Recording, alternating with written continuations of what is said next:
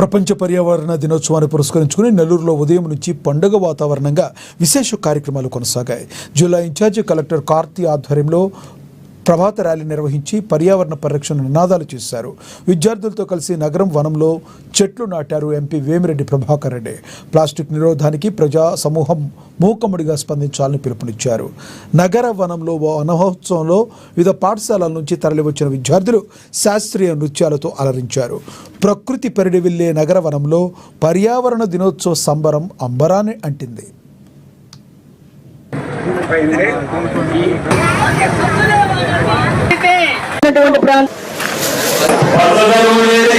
చాలా ముఖ్యం. ఇది కూడా మనం ఈ ఎన్వైరన్మెంటల్ డే అనేది యుఎన్ ఎవ్రీ ఇయర్ ఒక థీమ్ ఇస్తుంది.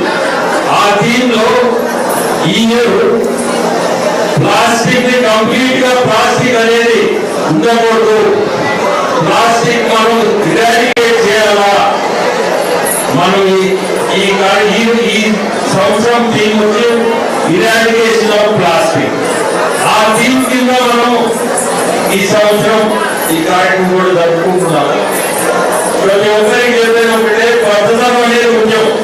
చెట్లు అనేది మనము నరకుండా చెట్లు పెంచేది పక్కన ఈ తోటే ఉండే ఫ్రెండ్ ఎక్కువ మనం ఒక చెట్టు కూడా ఒక ఫ్రెండ్ గా మనం పెంచాలని చెప్తున్నాం. మీ అందరికీ కూడా పచ్చదనం ఈరోజు 30% ఇన్ ఆంధ్రప్రదేశ్ పచ్చదనం అనేది మన కళ్ళ ముందు ఉంది.